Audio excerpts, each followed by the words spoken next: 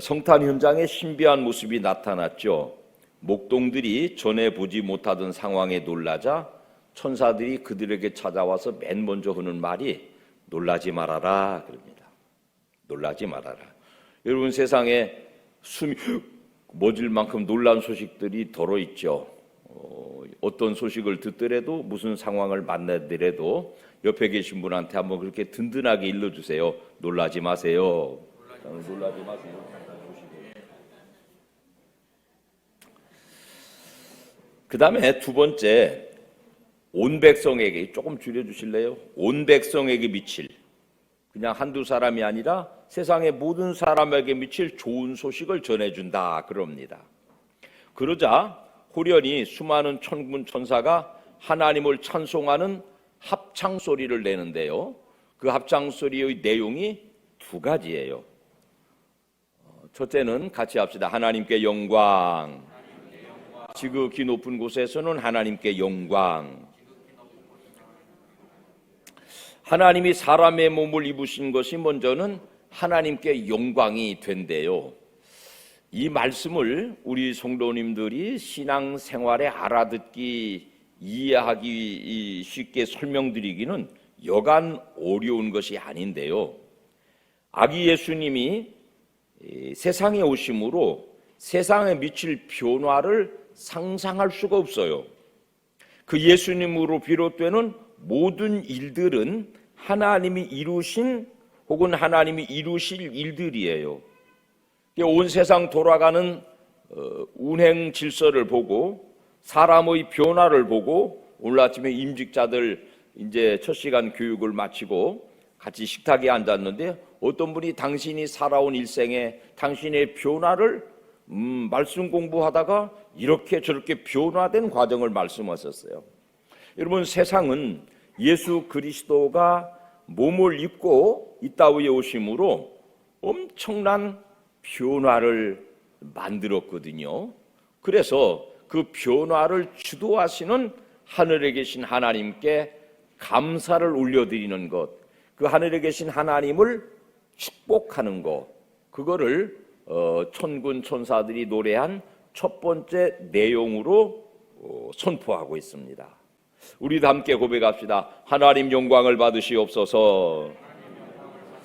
그 말을 우리가 더 알아듣기 쉽게 말하면, 하나님, 세상을, 그 속에 포함된 나를 변화시켜 주셔서 고맙습니다, 감사합니다, 그런 하례, 사례, 우리가 이제 정월초 아름날 되면 어르신들 찾아뵙고 세배하는 것처럼 할애하는 것이다.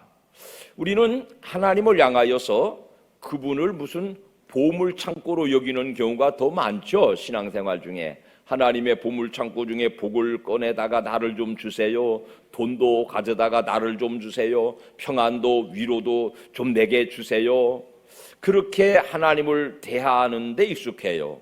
그런데 하나님이 사람의 몸을 입고 이 땅 위에 맨 처음에 오셨을 때에 그 내막을 잘 아는 하늘의 성가대가, 하늘의 찬양대가 그 사실을 첫 번째로 소리 질러서 선포하는 것은 뭐냐면, 하나님 감사합니다, 하나님 할애를 드립니다. 그래서 지극히 높은 곳에서 하나님께 영광, 그런 찬송을 울려 퍼지게 한 것이에요. 영적인 자기 내면이 가득 찬 사람은요, 노래를 부르는 게 아니라 찬양을 드릴 수 있습니다. 여러분, 도라지 심은 지가 3년째인데 캘까 말까 싶거든요. 이제 잘 의논해서 볼게요. 2년차 될 때 요만하게 나오더니 3년차 될 때 이만하게 나옵니다. 뿌리가 굵어지니까 굵은 줄기가 올라와요. 기도가 하나님을 찬양하는 영성으로 틀 잡힌 사람은, 뿌리 박힌 사람은 굵은 찬양이 올라와요. 굵은 헌신이 올라와요. 비바람이 몰아쳐도 꺾이지 않아요. 이것이 하늘의 찬양대가 영성 있는 첫 번째 발성이에요. 영성을 갖춘 사람, 내면에 기도가 들어있는 사람은 헌신을 하든지 봉사를 하든지 하나님을 찬양을 하든지 꺾이지 않아요. 뿌리가 약하면 저거 촛대 심어놓고 장마철 보니까 다 누웠습니다. 뿌리가 약하니까, 얇게 올라오니까 전부 다 휘청거립니다. 이태가 다르고 3년째 되니까 굵직한 줄기가 올라와서 든든하게 자라나더군요. 하늘의 존재들은 영적인 든든한 기질을 가지고 있기 때문에 거기서 올라오는 찬양은 천년 만년 우리 마음속에 감동을 주고, 그 찬양을 통해서 하나님은 우리로부터 축복을 받으시고, 우리로부터 평화를 받으시고, 우리로부터 인사를 받으시고 여전하신 하나님으로 존재하십니다. 여러분 모두의 깊은 영성이 하나님을 참으로 높여드리는, 그냥 노래 불러드리는 게 아니고 정말 하나님을 찬양해드리는, 정말 노동자가 아니라 정말 내 속에 충만한 영성으로 하나님의 일에 헌신해드리는, 그래서 하나님 우리 삶을 통해서, 우리의 찬양을 통해서, 우리의 헌신을 통해서 영광 받으시는 성탄절이 되시기를 주님 이름으로 축원합니다. 두 번째 찬양의 내용은 땅에서는 하나님이 기뻐하신 사람들 중에 평화라 그러셨습니다. 자, 평화라고 하는 말을 먼저 설명드리면, 구약에서는 살룸 그런 말을 썼는데 신약에 와서는 에이레네라는 말로 써요. 굉장히 많은 뜻을 포함하고 있습니다. 평화, 이 시대가 아주 굉장히 중요하게 여기는 가치인 복지, 그 다음에 번영, 그런 뜻이에요. 그 예수님이 세상에 오심으로 하나님의 호의를 입은 대상들이 평화와 번영과 복지적인 삶을 누리게 된다는 찬송의 내용이에요. 그 말은 사실이어서 예수님을 구주로 모신 땅 위의 모든 삶은 다 나아졌습니다. 연말에 연시에 이제 휴가들이 되니까는 해외에 여행들 가시는만요. 우리 유은상 장로님네도 여행 가셔서 성가대 반주를 안은선 집사님이 대신해 주는 것 같고, 또 우리 여기 계시는 장 장로님도 스페인, 포르투갈 가신대요. 그 말을 듣는 순간에 14세기, 15세기에 그들이 예수 복음을 받아들이고 얼마나 강력한 제국을 형성했는가, 그런 생각들이 바바바박 지나가는만이요. 예수를 받아들이면, 예수가 임한 땅에는, 예수 그리스도가 육신을 입고 임재한 그 땅에는요, 한 개인이 예수 믿으면은 평화와 번영으로 바뀝니다. 한 가정이 예수님을 믿으면은 행복과 질서로 바뀝니다. 한 나라 민족이 예수님을 믿으면은 그야말로 복지 국가가 됩니다.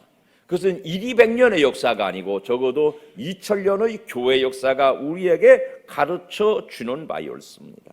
사랑하는 성도 여러분, 예수님이 우리의 땅에 오셔서, 우리의 땅은 어디냐면은 개인적으로는 내 마음이에요, 우리의 가정이에요, 교회예요, 우리 나라와 민족이에요. 예수 그리스도가 우리에게 임재해 오심으로 평화를 누리시기를 축복합니다. 복지적으로 사시기를 축복합니다.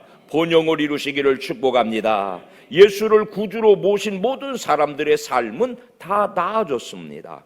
심령 깊은 곳에 무질서가 질서로 세워집니다. 심령 깊은 곳에 좌절과 절망과 우울감이, 우울증이 예수 그리스도가 임하신 자리에는 기쁨과 감사와 감격으로, 그리고 마침내 그분이 오신 그 나라를 바라보는 소망으로 질서가 세워지는 것입니다.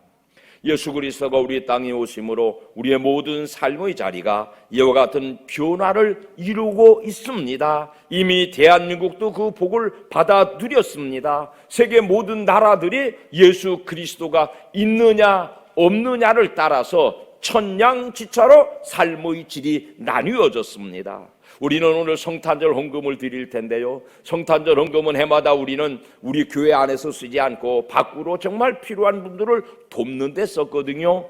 올해는 우리 이제 당회가 재정부가 또 의논하겠지만은 팔레스타인의 난민들을 위해서 조금 보태주면 좋겠다, 그런 생각이거든요. 근데 여러분, 세계적으로 모든 구호 활동을 지원하는 나라는 100% 기독교 국가들이에요.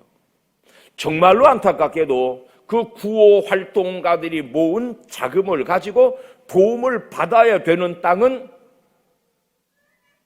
이슬람 땅이고요. 그 다음에 단순히 불교라고 말하기는 어려운데 힌두이즘이 근간이 된, 거기서 파생된 많은 종교들이 있어요. 대표적으로 가난하고 대표적으로 무질서하고 대표적으로 불결하고 그런 인생을 살고 있는 분들이에요.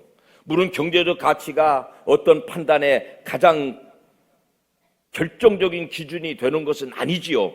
가난해도 행복할 수는 물론 있지요. 그러나 삶의 질이 예수 그리스도가 있는 나라와 예수 그리스도가 있는 심정과 예수 그리스도가 없는 나라, 민족, 심령이 천양지차로 달라진다고 하는 사실이 성탄절을 맞이하는 우리가 예수 그리스도가 우리에게 오신 일을 참으로 환영하고 받아들이고 축하하고 선물을 나누어 주어야 될 조건이 되는 것입니다.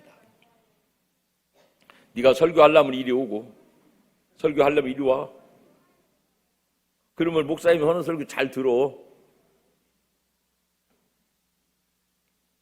애들 떠드는 소리가 교회의 복음이에요.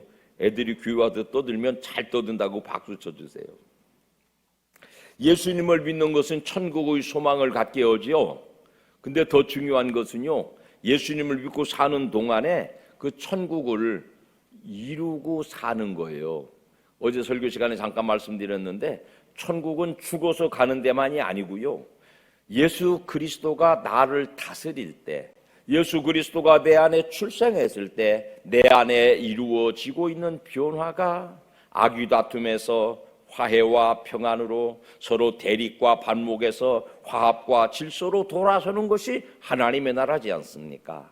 예수 그리스도가 이 땅에 오셨습니다. 우리의 심령에 하나님의 나라에 대한 소망과 평화가 잘 정착되시기를 주님의 이름으로 축원합니다. 예수 그리스도가 우리 심령의 깊은 곳에 믿음의 뿌리가 되어서 무엇을 하든지 흔들리지 않는 든든한 신앙의 기초가 되셨습니다. 그를 통하여서 여러분의 삶의 모든 영역에 손으로 하는 삶의 수고에는 열매를 맺고 만나는 더불어 사는 사람들과는 화해와 평화를 이루고 사랑을 통해서 진정한 인생의 가치들이 드러나시기를 주님의 이름으로 축원합니다. 이 땅에 오신 그리스도는 두 가지 관점에서 화목의 제물이 되셨다고 그래요. 맨 먼저는 하나님과 사람 사이에 화목을 이루고 오셨대요. 에덴에서 죄 짓고 쫓겨난 인간은 하나님과 단절된 상태였지요. 영적인 감각이 죽었으니까 죄를 지어도 죄에 대한 인식이 내 양심의 기준을 넘어서지 못해요. 어려운 말씀을 드리고 있어요. 여러분, 영원히 죽은 사람은, 영혼은 뭐라고 그랬죠? 잠언서 2장 27절에 여호와의 등불이라고 그랬어요. 근데 영적으로 자기를 단련하지 않은 사람은 영혼이 죽어서 영적인 죄에 대한 감각이 아예 없어요. 하나님과 멀리 떨어져 살아도 외로움을 못 느끼고 살아요. 하나님과 멀리 떨어졌다는 절박한 단절감이 없이 살아요. 죄를 지어도 윤리 도덕적인 죄를 지어서 양심의 가책은 받지만 영적인 죄를 짓고 기도하지 않는 죄를 짓고 말씀과 더불어 살지 않는 죄를 짓고 주님과 교대 동행하지 않는 죄를 짓고 그것이 죄인 줄을 전혀 몰라요. 감각이 죽어서 그래요. 영적인 감각이 죽으면 그렇습니다. 그게 살아나면 어떻게 하면 주님과 더 깊이 교제할까? 어떻게 하면 내 속에 영적인 충만함으로 채울까? 그래서 주님과 멀리 단절돼서 외롭게 살고 단절되고 있는 저희들을 찾아오신 주님은요, 에베소서에서 이런 말씀을 남기고 있습니다. 시작. 이제는 전에 멀리 있던 너희가 그리스도 예수 안에서 그리스도의 피로 가까워졌느니라. 그는 우리의 화평이신지라. 둘로 하나를 만드사 원수된 것 곧 중간에 막힌 담을 자기 육체로 하시고 자기 육체의 상처를 통하여서 십자가에 달려 죽으신 고난과 고통을 통하여서 우리와 단절된 하나님과의 관계를 단절된 줄도 모르고 사는데, 내가 영적으로 감각이 죽어버리면 영적인 생활을 아무것도 하지 않아도 하나님을 아예 의식하지 못하고 사는데,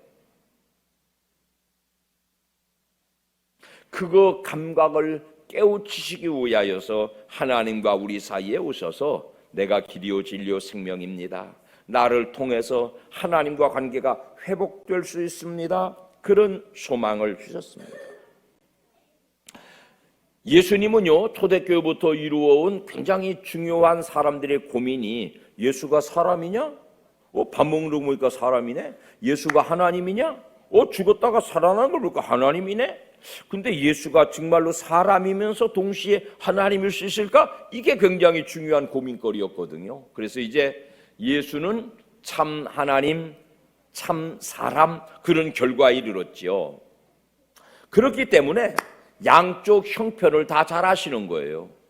하나님의 형편을 잘 아시고 사람의 형편을 잘 아시고, 그래서 사람과 하나님 사이를 잘 다리 놓아 주실 수 있는 분이세요. 그 예수 그리스도를 통하여서 단절된 하나님과의 관계에 회복이 있으시기를 주님의 이름으로 축원합니다. 하나님과 관계없이 예배당 다니는 사람들을 교인이라고 그래요. 교회 이름은 있어. 근데 하나님과는 관계가 없는 분들이 의외로 많아요. 내 영혼은 여호와의 등불인데 기름 한 번 준 적이 없고 밥 한 번 먹인 적이 없어. 영혼에 기도하지 않고 말씀 공부하지 않고 말씀을 전하고 듣지 않고 내 생각대로 살면 하나님에 대한 감각이 무뎌지는 게 아니라 완전히 없어져요. 그래서 내 위치를 몰라요. 하나님과 단절되어 산다는 자신을 깨닫지 못하죠. 왜 외로움이 왔는지, 왜 분노가 왔는지, 왜 짜증이 왔는지, 왜 쓰임받는 기쁨으로 충만하지 못하는지 그거 모르죠. 영적 감각이 죽으면 그렇습니다. 예수님이 오셨어요. 그 영적인 감각을 깨우러 오셨으니 그 예수님 마음속에 진정으로 만나서 영적인 감각이 깨어나시고 하나님과 깊은 교제와 동행을 이루시기를 주님 이름으로 축원합니다. 연애들 해보셨어요? 너하고 나하고 사랑해 약속해도요, 한 달만 안 만나고 2년만 안 만나면 그놈의 사랑은요 쓰레기통에 다 버려져요. 하나님과 관계가 똑같습니다. 매일 교제하십시오.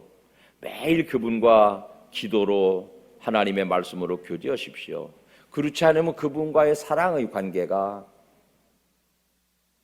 쓰레기통에 버려지는 것도예요. 그 사랑으로 아무것도 이룰 수 없어요. 그 연애로 결혼에 닿을 수 없어요.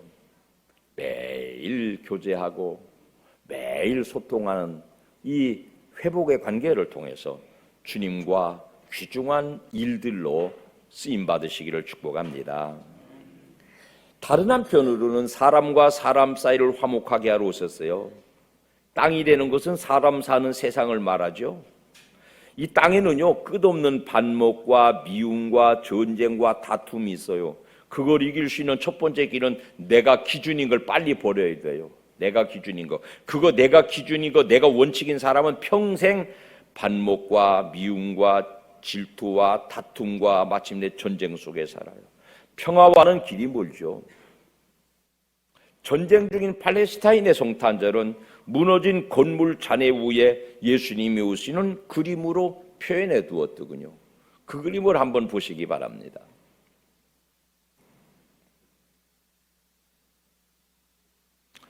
여러분, 아기 예수님이요, 전쟁 폭격받아 무너진 건물 잔해 위에다가 저렇게 세팅을 해놨어요. 시리아 교회에서 했다는 말이에요.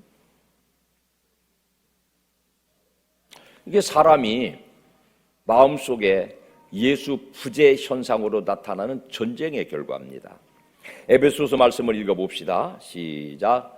또 오셔서 먼 데 있는 너희에게 평안을 전하시고 가까운 데 있는 자들에게 평안을 전하셨으니 이는 그로 말미암아 우리 둘이 한 성령 안에서 아버지께 나아감을 얻게 하려 하심이라. 여러 다양한 종류의 사람들과 더불어 평화를 누리고 살도록 예수님이 따위에 오셨대요. 첫 번째는 하나님과 사람 사이의 평화를 위해서, 두 번째는 너와 나 사이의 평화를 위하여서 있다 외웠었습니다. 그 예수 그리스도의 나심을 통해서 먼저는 하나님께 영광을 돌려드리고 더불어서 땅에 많은 사람들과 더불어 평화를 이루어 가시기를 탄생하신 예수 그리스도의 이름으로 축복합니다. 하늘에는 영광, 땅에는 평화로우신 예수 그리스도의 나심을 진심으로 축복하고 축하합시다. 여러분의 심령과 가정과 모든 삶의 자리에 성탄의 기쁨이 골고루 충만하시기를 주님의 이름으로 축원합니다.